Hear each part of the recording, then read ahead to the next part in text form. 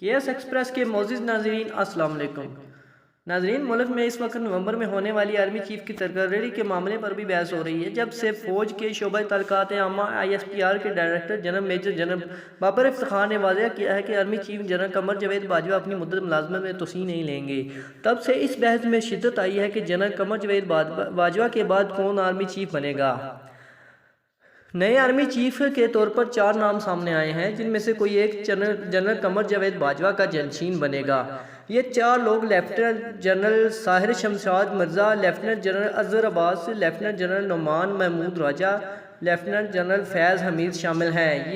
ये बात काबिल ज़िक्र है कि ये चारों ऑफिसर्स 2019 में मेजर जनरल के ओहदे से तरक्की पाकर लेफ्टिनेंट जनरल बने हैं।